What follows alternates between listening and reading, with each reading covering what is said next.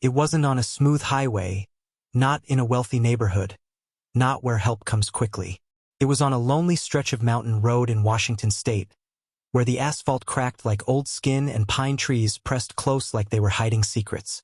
Sloane collapsed face first onto the rough pavement, not gracefully, not slowly. She dropped like gravity had suddenly remembered her name. Her sequined gown caught the dying sunlight as her body hit the road with a sound that cut through the mountain silence. Thud, and for one terrible moment, everything stopped breathing. A woman in a blue blazer gasped and pressed both hands to her mouth. A man in business attire took half a step forward, then froze like his feet had grown roots. Someone whispered, "Oh God!" Another voice hissed, "Don't get involved. What if she's dangerous?" Sloane's fingers clawed weakly at the gravel, searching for something to hold onto: air, hope, life itself. Her lips moved but produced only the faintest whisper of breath. Then nothing. And Caleb, standing by his old pickup truck with his tool bag slung over one shoulder, saw it all happen.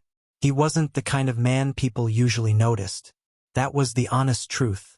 He was 28, weathered from years of construction work, tall but carrying himself like someone who'd learned to stay invisible. His navy t-shirt was torn at the shoulder and stained with cement dust. His work pants were patched in 3 places, and his boots were held together more by determination than leather. But his eyes were different. Sharp, alive, watchful. The kind that belonged to someone who'd learned to read trouble from a distance and still chose to walk toward it. Caleb didn't hesitate. He pushed through the frozen crowd like he was breaking through glass. He knelt beside Sloane, and the contrast hit him immediately. Expensive perfume mixing with road dust and something metallic that made his stomach tighten. "Fear. Miss? Hey, can you hear me?" he said, his voice cutting through the mountain air. Sloane's eyelids fluttered like butterfly wings, but her body had given up the fight. Caleb looked around desperately. "Somebody call 911. Nobody moved. A woman shook her head frantically. "I'm not getting involved in this." A man muttered, "Where's the ambulance? Someone else should handle this." Caleb's chest rose and fell as familiar anger burned in his throat. The kind that comes from watching good people choose safety over mercy one too many times. "Fine," he whispered under his breath. "I'll handle it myself." He slid one arm under Sloane's shoulders, the other under her knees. She was heavier than expected. Maybe from the weight of her beaded gown.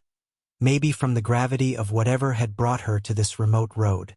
Her head fell against his chest, and he could feel how her skin burned with fever. "Too hot," he muttered. Her breathing came in shallow sips, like she was drowning in air. Someone shouted, "Leave her alone. You'll be blamed for this." Caleb didn't stop. He lifted her fully and broke into a run toward the road. "Help! I need help!" he yelled, trying to flag down cars with his elbow since both hands cradled a dying stranger. 3 cars passed without slowing. A 4th actually sped up when the driver saw Sloane's limp form. Caleb's throat burned with desperation. "Please," he whispered to the empty road. "Somebody stop." Finally, an old taxi with a cracked windshield and rust eating its doors pulled over. The driver leaned out, his weathered face suspicious. "What happened here?" "She collapsed," Caleb said quickly. "I need to get her to a hospital. Please." The driver's eyes traveled over Caleb's mud-stained clothes, then to Sloane's expensive gown, then back to Caleb. It was that look, the one that measures your worth in split seconds and usually finds you wanting. "This looks like trouble, brother." Caleb's voice cracked. "She's dying. I can't just leave her here. If she dies because nobody helped." He couldn't finish the sentence. Just then, Sloane made a sound, soft, broken, desperate. That sound changed everything. The driver's face softened. "Get in," he said gruffly. "Back seat. And hold her steady." As they raced down the winding mountain road toward the nearest hospital, Caleb whispered to the unconscious woman in his arms, "Stay with me. Don't give up. Help is coming." What Caleb didn't know was that the phone in Sloane's purse contained a contact saved as Daddy Chief Harrison, and that this single act of kindness was about to pull him into a world of Texas oil money, family secrets, and a conspiracy that would test whether a construction worker's courage could survive in a billionaire's dangerous game. Subscribe to see how this unfolds and comment where you're watching from. I would love to say hello to you just to know how far our story is going. Caleb's arms trembled as he adjusted his grip on the unconscious woman. Her fever radiated through the sequined fabric of her gown like heat from a furnace. This wasn't just exhaustion or dehydration. Something was seriously wrong. Her skin felt like it was burning from the inside out, and every shallow breath she took sounded like a struggle against something invisible trying to pull her under. "Hold on," he whispered, though he wasn't sure she could hear him. "Just hold on." The mountain air was crisp against his face, but sweat dripped down his back as he ran toward the main road. Each step sent jolts through his work-worn body, but he pushed through the pain. He'd carried cement bags that weighed more than this woman, but somehow she felt heavier, like her life was adding weight to every step. When he reached the roadside, Caleb waved frantically at the first car that appeared around the bend. A sleek silver sedan approached, and for a moment, hope flared in his chest. But as the driver got a clear look at him, a construction worker in torn clothes holding what appeared to be an unconscious woman, the car accelerated past them like they were invisible. "Help!" Caleb shouted at the disappearing taillights. "She's dying." The second car slowed for a heartbeat, long enough for the driver to take in the scene, then sped away even faster than the first. The third car didn't even pretend to consider stopping. Caleb's chest burned with exhaustion and rising panic. The woman in his arms was getting hotter, her breathing more labored. He could feel precious time slipping away with each passing vehicle. "Come on," he muttered desperately. "Somebody, anybody." When the old taxi finally rattled around the corner, Caleb almost didn't bother flagging it down. The vehicle looked like it had survived several decades and at least one minor apocalypse. Rust bloomed across its yellow paint like metal cancer, and the windshield sported a spider web crack that caught the fading sunlight. But when it actually pulled over, Caleb felt a surge of gratitude so strong it nearly buckled his knees. The driver rolled down his window and leaned out. He was an older man with deep-set eyes and the kind of face that had seen too much of the world's ugliness to trust easily. His gaze traveled slowly from Caleb's mud-stained work clothes to the woman's expensive gown, and Caleb could practically see the calculations happening behind those wary eyes. "What's the situation here?" the driver asked, his voice carrying the careful neutrality of someone who'd learned to avoid other people's problems. "She collapsed on the mountain road," Caleb said quickly. "She's burning up with fever. I need to get her to a hospital." The driver's eyes narrowed as he studied them both more carefully. "You know this lady?" "No, sir. I just found her like this." "Hum." The driver scratched his graying beard thoughtfully. "So you're telling me you just happened to find some rich girl passed out, and now you want me to drive you both to a hospital?" He shook his head slowly. "Brother, this has setup written all over it. How do I know you didn't do something to her yourself?" Caleb felt his heart sink. He understood the driver's suspicion. He really did. A working man in dirty clothes carrying an unconscious woman in expensive clothes was exactly the kind of scenario that made headlines for all the wrong reasons. "I swear to you," Caleb said, his voice tight with desperation, "I didn't hurt her. I'm trying to save her." The driver was already shaking his head when the woman in Caleb's arms made a sound. A soft, broken whimper that cut through the mountain air like a blade. It was the sound of someone fighting for life and losing. The driver's expression changed instantly. Whatever suspicion he'd harbored melted away in the face of genuine human suffering. "Get in," he said gruffly, already reaching to unlock the back door. "And be careful with her." Caleb climbed into the back seat as gently as he could, cradling the woman's head against his shoulder. The taxi's interior smelled like cigarettes and air freshener, and the seat springs protested under their combined weight. But it was moving. That was all that mattered. "Nearest hospital," Caleb said. "As fast as you can." The driver nodded grimly and pressed the accelerator. The old taxi lurched forward with a mechanical groan that suggested speed wasn't really in its vocabulary, but it was trying its best. During the 40-minute drive to Jersey General, Caleb found himself talking to the unconscious woman just to fill the terrible silence. He told her about the mountains, about the sunset painting the sky orange and pink, about how she was going to be okay because help was coming. He wasn't sure if any of it was true, but it felt necessary. Like his words were the only thing keeping her tethered to consciousness. When they finally pulled up to the emergency entrance, the driver refused payment. "Just get her inside," he said. "And good luck, brother." Caleb rushed through the automatic doors carrying his precious burden, and immediately felt the weight of suspicious stares. The emergency room was busy, typical for a Friday evening, but several staff members looked up at his entrance with expressions that ranged from curious to openly hostile. A security guard near the entrance straightened up, his hand moving instinctively toward his radio. A nurse behind the admissions desk frowned as she took in Caleb's appearance. He was acutely aware of how he must look, a rough-looking construction worker in torn, dirty clothes carrying an obviously wealthy woman who appeared to be unconscious. "She collapsed," he called out before anyone could ask. "She's burning up with fever. She needs help right now." A young nurse with kind eyes stepped forward, but the security guard moved to intercept them. "Hold on there," the guard said, his voice carrying the authority of someone used to dealing with troublemakers. "What's your relationship to this woman?" "I don't know her," Caleb admitted. "I found her collapsed on a mountain road." The guard's eyes narrowed dangerously. "You don't know her, but you brought her here? In that condition?" Caleb felt the familiar burn of injustice in his throat. "Yes, because nobody else would help her." "Are you going to stand there asking questions while she dies? Or are you going to let these doctors do their job?"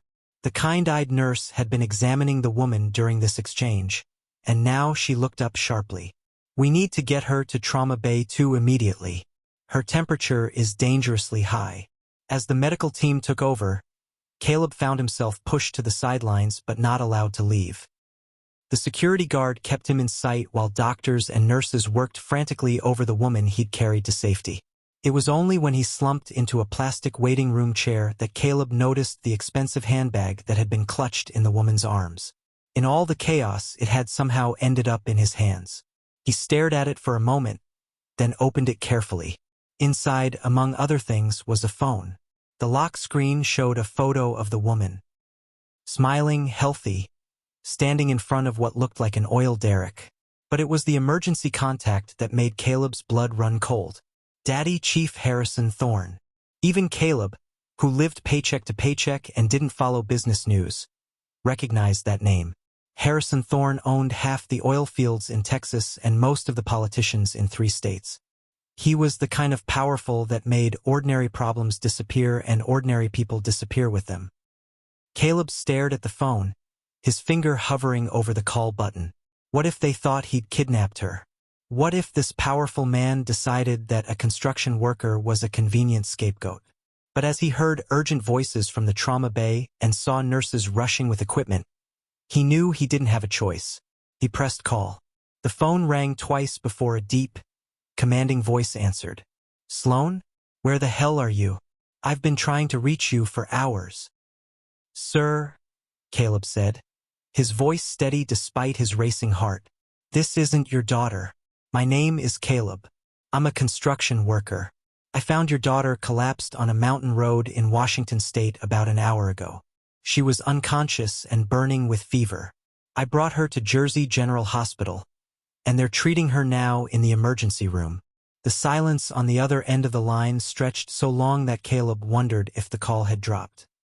When Harrison Thorne finally spoke, his voice carried the kind of cold fury that could level mountains. "What did you do to her?" Caleb had expected this question, but it still hit him like a physical blow. "Nothing, sir. I swear. I just found her and tried to help." "Put me on speaker," Thorne commanded, and Caleb could hear voices in the background. Sharp, professional voices giving orders. Caleb complied, and immediately heard Thorne barking instructions to people Caleb couldn't see. "Get the jet ready. I want a medical team standing by. Contact our people at Jersey General and tell them to expect us." Then Thorne's voice came back to Caleb directly. "Listen to me very carefully. You will not leave that hospital. You will stay exactly where you are until I arrive. If anything happens to my daughter while you're there, if she takes a turn for the worse, if she so much as gets a paper cut, I will hold you personally responsible. Do you understand me?" "Yes, sir," Caleb replied quietly. "And you," Thorne added, his voice dropping to something that sounded like distant thunder. "We're going to have a very long conversation about how exactly you happened to find my daughter on some mountain road." The line went dead, leaving Caleb staring at the phone in his hands. Through the emergency room windows, he could see the sun setting behind the mountains, painting everything in shades of orange and red that looked ominously like fire. 20 minutes later, a wave of men in black suits swept into Jersey General like a corporate tsunami. They moved with the kind of purpose that made hospital security step aside and administrators suddenly appear from nowhere. Caleb watched from his plastic chair as they took control of the situation with military precision. The man leading them had to be Harrison Thorne himself, tall, silver-haired, and radiating the kind of authority that bent reality around it. When his eyes found Caleb across the waiting room, Caleb felt like a mouse that had just been spotted by a hawk. This was no longer about a simple act of kindness on a mountain road. This was about power, money, and consequences that Caleb couldn't even begin to imagine. As Harrison Thorne strode toward him with the force of an approaching storm, Caleb realized that saving Sloane's life might have just irrevocably changed his own. Harrison Thorne moved through the hospital corridor like a force of nature, his expensive suit cutting through the fluorescent-lit chaos with surgical precision. Behind him, men in dark clothing spread out with the efficiency of a military operation, speaking into earpieces and flashing credentials that made hospital staff step aside without question. When Thorne's steely gaze finally locked onto Caleb, the construction worker felt the full weight of concentrated power bearing down on him. This wasn't just wealth. This was the kind of influence that reshaped landscapes and rewrote laws. "You," Thorne said, his voice carrying across the waiting room like a gunshot. "Stand up." Caleb rose slowly, his work boots scraping against the hospital floor. He'd faced down angry foremen and hostile job sites, but nothing had prepared him for the intensity of Harrison Thorne's scrutiny. Before either man could speak, Dr. Martinez emerged from the trauma bay, her scrubs stained with the evidence of a hard-fought battle. She looked exhausted but victorious, and when she spotted the crowd of suited men, her expression shifted to professional wariness. "Mr. Thorne?" she asked, recognizing him from news photos. "How is my daughter?"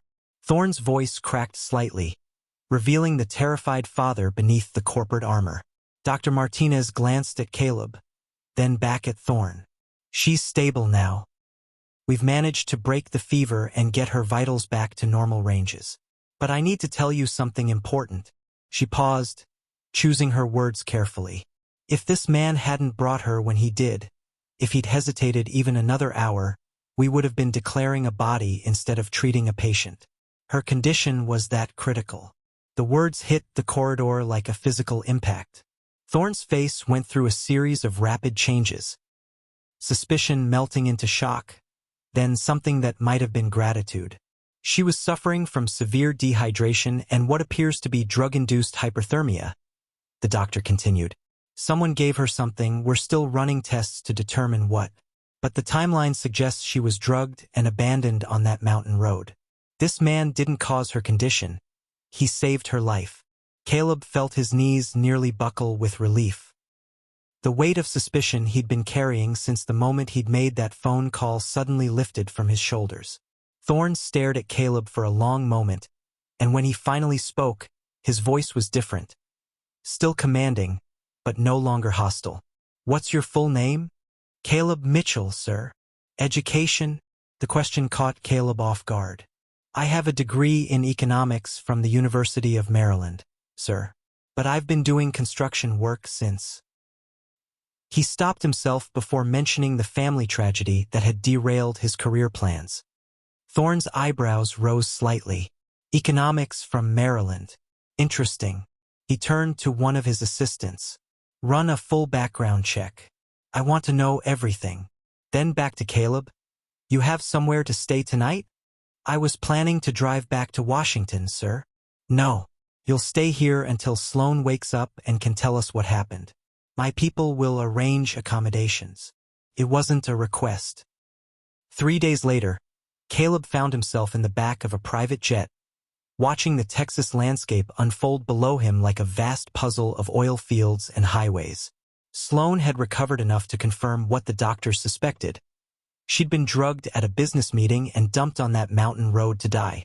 She'd also insisted, despite her father's initial protests, that Caleb be properly thanked for his actions.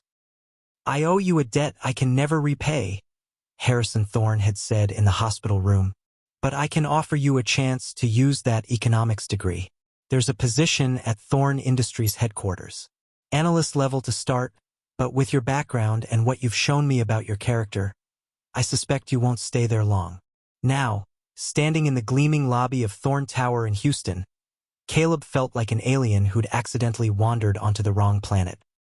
The marble floors reflected his image back at him, a construction worker in borrowed shoes and an ill-fitting suit, trying to look like he belonged among titans of industry. His new office was on the 15th floor, with a view of downtown Houston that probably cost more per square foot than his annual salary back in Washington. The desk was real wood, not particle board. The computer was new enough to still have that electronic smell. Everything felt surreal, like he was playing dress-up in someone else's life. But as weeks passed, something strange happened. The economics degree he'd thought was useless started coming back to him. The market analyses, the profit projections, the complex financial instruments, they made sense in ways that surprised even him. Harrison Thorne began calling him into high-level meetings, and Caleb found himself contributing ideas that actually mattered.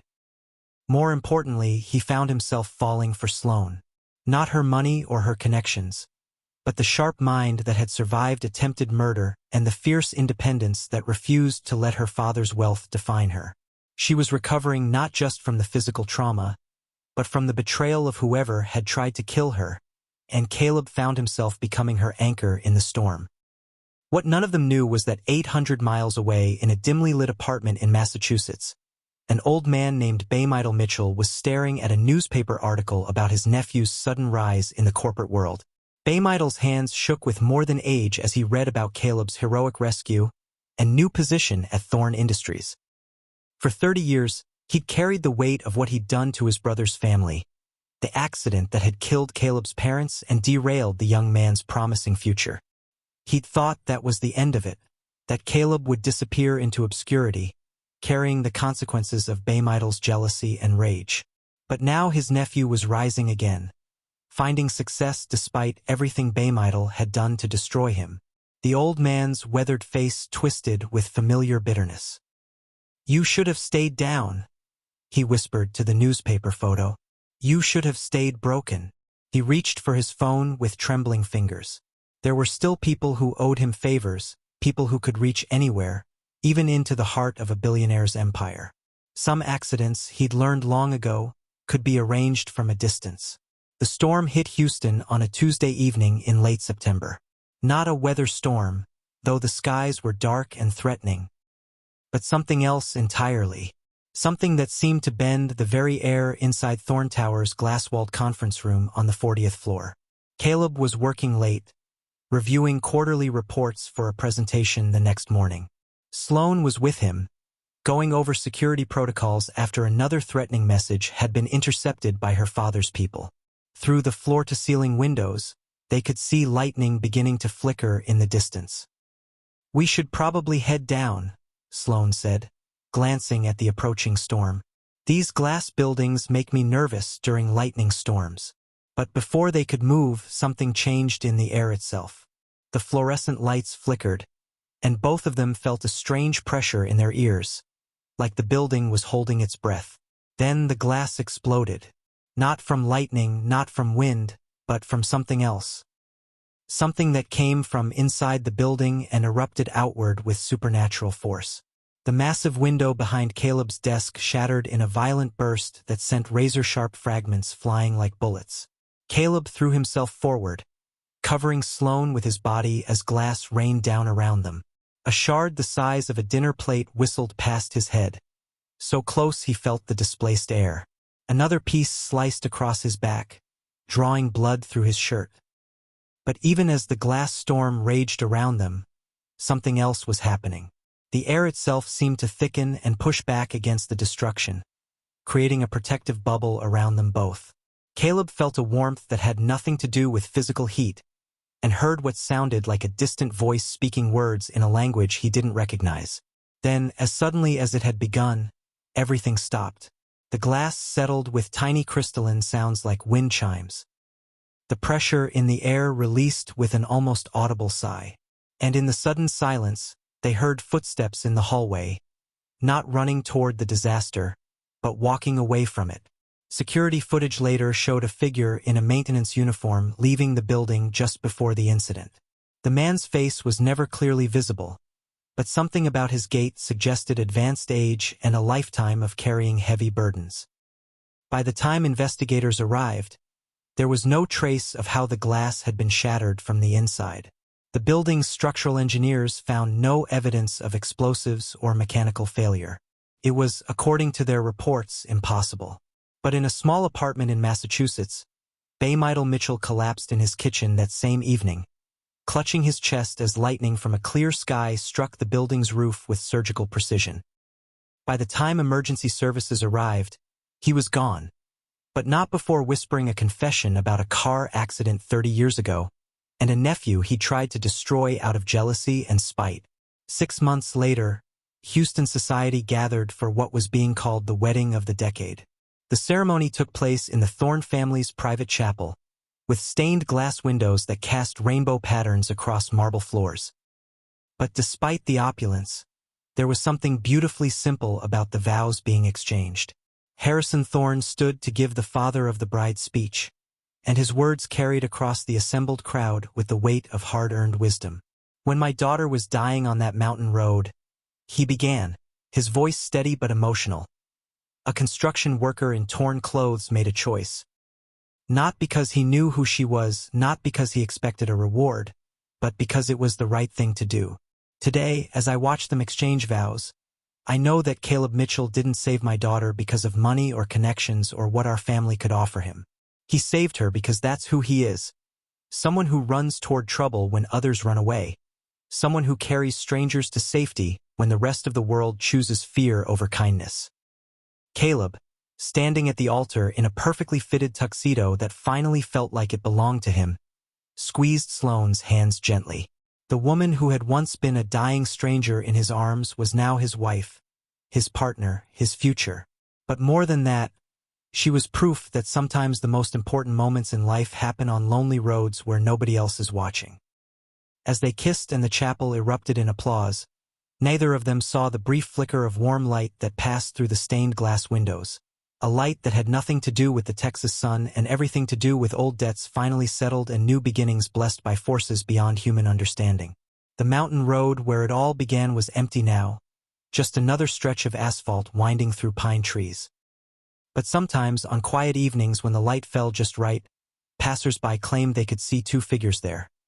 A man in work clothes and a woman in a sequined gown, walking together into whatever came next, proof that kindness, once given freely, echoes forward through time in ways both mysterious and eternal.